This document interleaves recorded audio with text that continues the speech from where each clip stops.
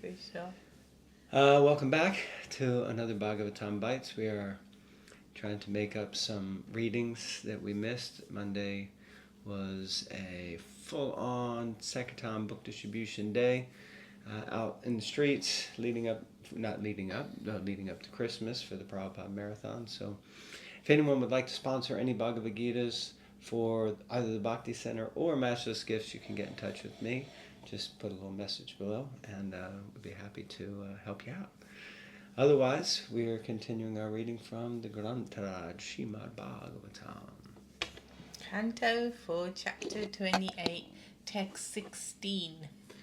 Om Namo Bhagavate Vasudevaya. Om Namo Bhagavate Vasudevaya. Om Namo Bhagavate Vasudevaya. Text 16. King Puranjan then began to think of his daughters, sons, grandsons, daughters-in-law, sons-in-law, servants, and other associates, as well as his house, his household paraphernalia, and his little accumulation of wealth. Purport. It is not infrequent for a person overly attached to the material body to request a physician to prolong his life, at least for some time.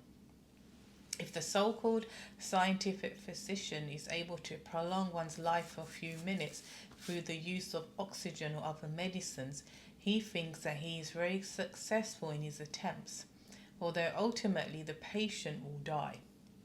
This is called the struggle for existence. At the time of death, both patient and physician still think of prolonging life, although all the constituents of the body are practically dead and gone.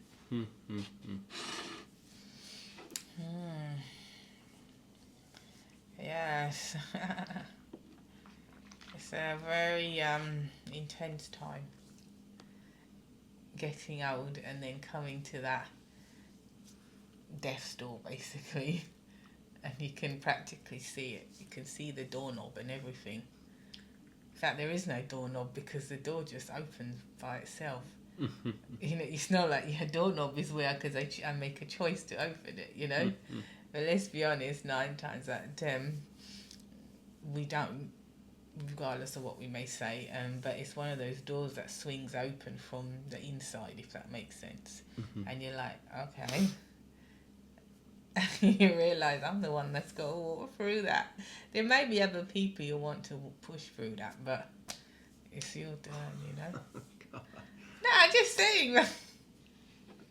Yeah, it's an intense time, very intense time in one's evolution in this body.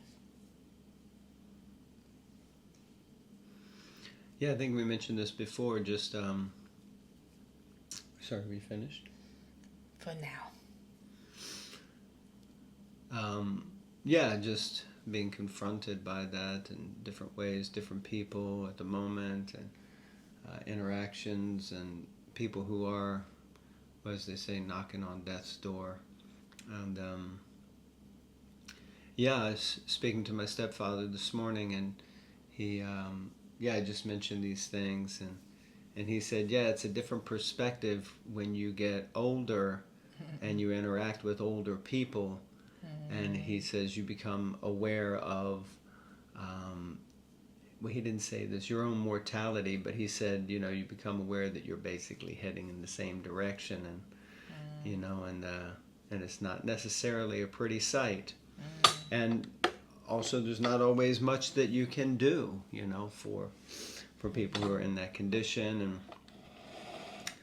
try to give some solace. Ultimately, we know that Srila Prabhupada endeavored greatly to help save people from birth, death, disease, and old age. All of these are what we face, especially as we get older. You face old age, which means disease and ultimately death and a rebirth, so like that. Something in the purport really reminded me. I was giving a talk the other day at Brooklyn Temple, and there's one young man who who comes at different times, and we always speak. He can be a little kind of challenging. He's very fixed in his own perspective, and he comes from the, a scientific stroke, Vedantic, more Advaita perspective, like a oneness perspective. And I made some statement about time, or someone asked how can we, if time is more valuable than money, how can we get more time? And I kind of said that ultimately we can get more time by aligning ourselves with our original spiritual nature, which is eternal. Then we gain eternal time. And also that Krishna himself is time. So if we give our time to Krishna, then he makes time for us. And our time just expands because we become absorbed more in that which is eternal, rather than trying to grasp at more temporary time, which will ultimately be fleeting and leave us. So the gentleman asked a question. He was very happy with the answer. But this young man at the end, he came up to me and he said, I was thinking about your answer, and I don't think it was really very good. He said basically, how did he put it? If you want more time, then you just need to live a healthy life, so you live longer, and then you get more time. Mm-hmm. And so I said, yeah, and this is in one sense true, but it's still just temporary time. It's going to have to come to an end at some point. And ultimately, what we want is everlasting time. We want ongoing time. We want time that doesn't come to an end, or as they say in the spiritual world, time is conspicuous by its absence. So I tried to explain that to him, and he was having none of it. He just kept saying, no, that doesn't make any sense. Ultimately, if you want more time, and I said, yeah, but we're talking on the spiritual platform. He's like, no, but I'm talking on the material platform. And I'm like, yeah, if you're talking on the material platform, then theoretically you're correct. And he went, oh, good, okay. Well, he's incorrect, because according to the amount of time you have allotted, that's what you got. And it's not that people who are healthy, who run and exercise and do yoga, don't drop dead, even in the prime of their lives, as it were. Mm-hmm. You hear it all the time. There's one, maybe you know him because he's from America. He had big Western man, but he had big curly hair.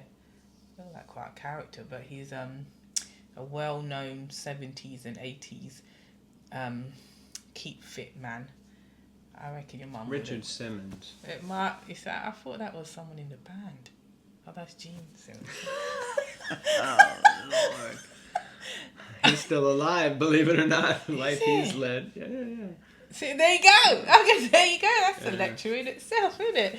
So this man, I think he just died recently as well, meaning in the last year, if you know what I mean.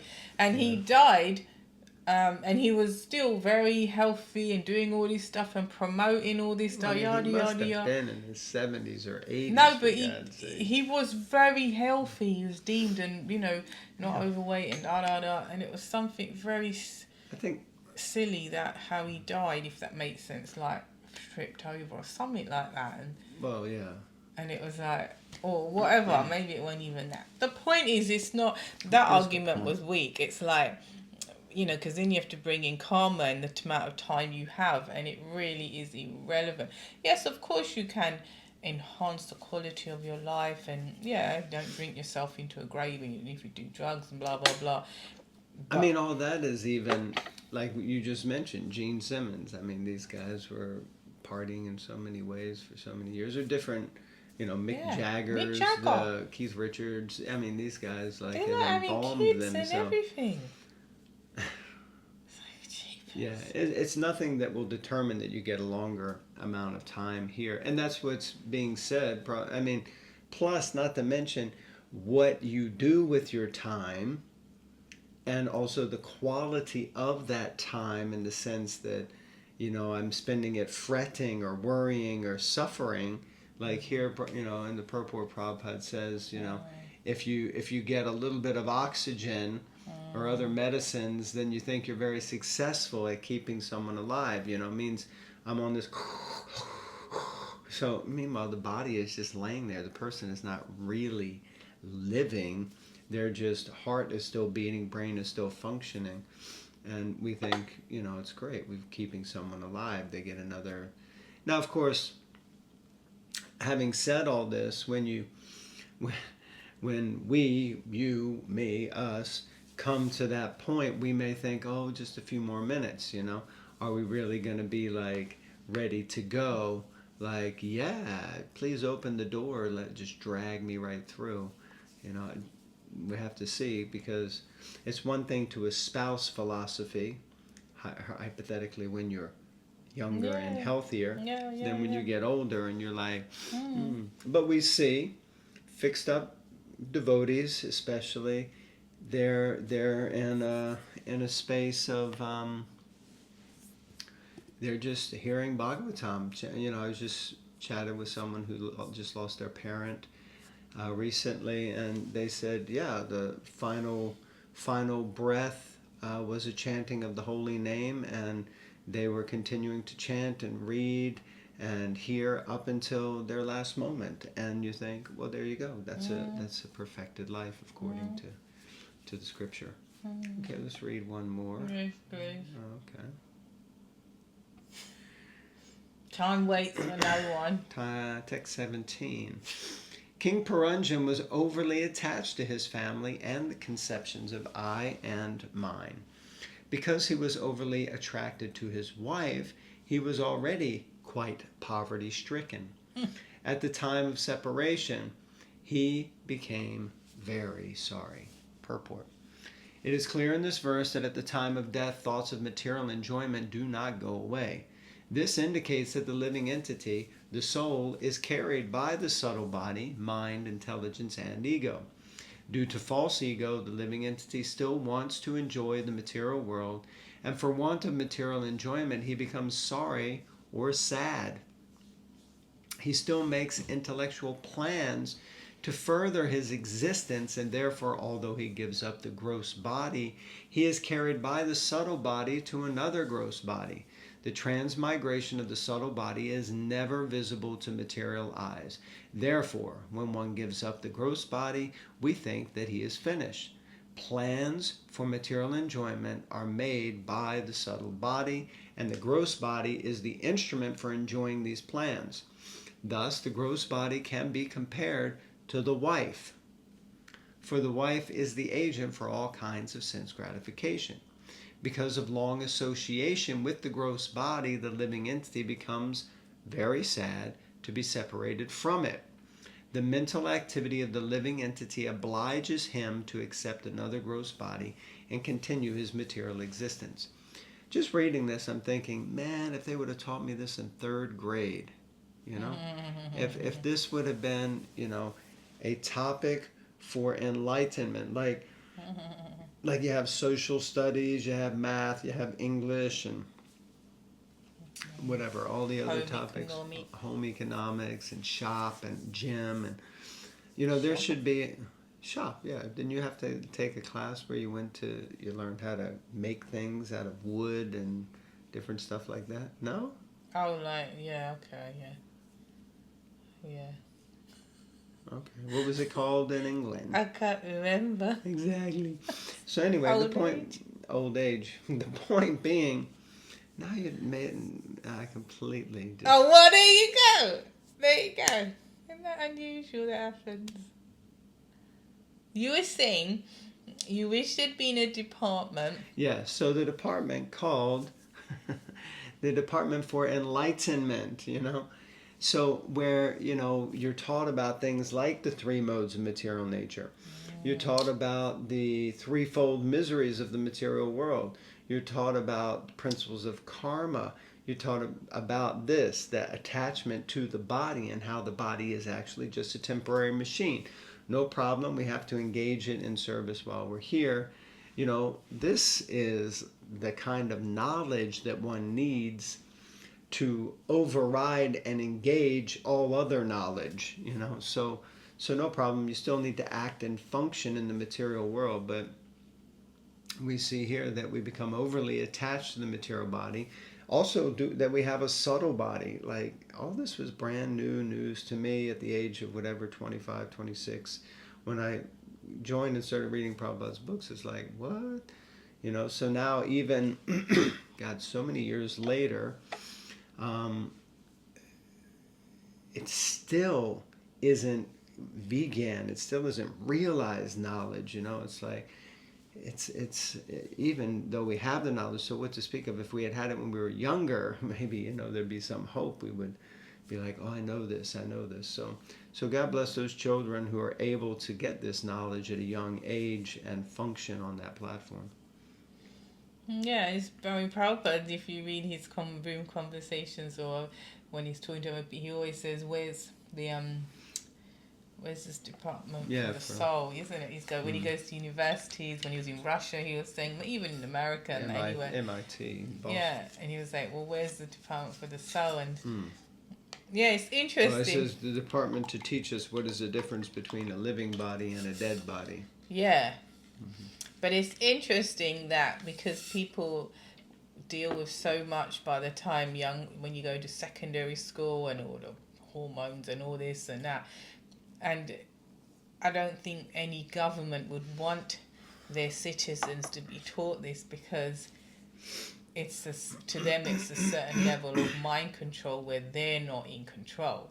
You know, they meaning you're bombarded, men, women, young, old, everyone's bombarded with you need this, you should do this, you should eat like this, you should go here, whatever. And this level of control, I'm not saying Prabhupada's, you know, that means a negative way, but it's a literally mind control, because you're controlling your mind, if you actually understand. And can you imagine how your young teenage lives and onwards would be so different, so sattvic, if you had this type of knowledge. Everyone's different and everyone's affected by the most differently. So, you know, some people are brahmanas, some people are vaishyas, but some people take to it differently. But I think it would be quite amazing, actually, for people just to hear this and do what you want with it, sort of thing, you know? Yeah.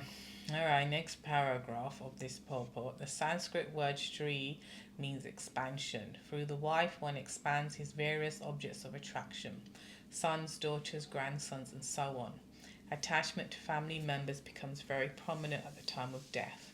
One often sees that just before leaving his body, a man may call for his beloved son to give him charge of his wife and other paraphernalia. He may say, my dear boy, I am being forced to leave. Please take charge of the family affairs. He speaks in this way, not even knowing his destination. That's interesting. Some years ago, one devotee was leaving their body. I wasn't there, but their wife was telling me that, you know, they were in the hospital, family members were there, they have 2 sons. I'm pretty sure the 2 sons were on one side of him when he was lying in hospital, and she was on the other side. And the difference between, I'm trying to say, I guess, a devotee and someone who doesn't know their destination, because right at that end moment, she was saying he didn't actually look at her, and it wasn't like this, you know, leaving, oh my God. But right at the end moment, he looked to his other side where his sons were and said, look after your mother. And that was the acknowledgement. And it was interesting because for her it was incomplete. It was like she wanted to buy, you know, she wanted to look, she actually was sharing, she felt a bit shortchanged almost, you know. I didn't. And yeah, you can't judge that. At that moment you think, yeah, devotee or non-devotee, it's like you didn't get that. So whatever that was, but I just thought of it because here Prabhupada's saying, you know, the father says, take charge of this, you know, look after, charge of your wife and stuff. And so he was passing on, but he was devotee for many years, I think 20, 30 years at least. And for sure has gone on to a much higher destination. But it was the same thing where he just, he turned to his kids and said, look after your mother. And he didn't. Adios. Yeah, it was like, interesting.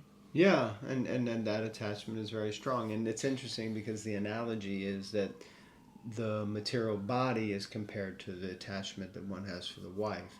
So like that. So, you know, we're trying not to become attached in this material world to the wife, you know, trying not to look at the wife and pay attention. Well, why are you looking in the camera then? Yeah, I'm not looking at you. Okay, there. Well, this is not going to really work with the reading then, It's a is it? joke. It's a joke. So am I joking? Okay. All right. Thank you all very much. Hoping you had a Merry Christmas if we don't see you, or Happy Holidays, Happy Festive Season. Merry Christmas. Whatever It's just cultural background you're from. Hare Krishna. Feliz Navidad. Hare Hare.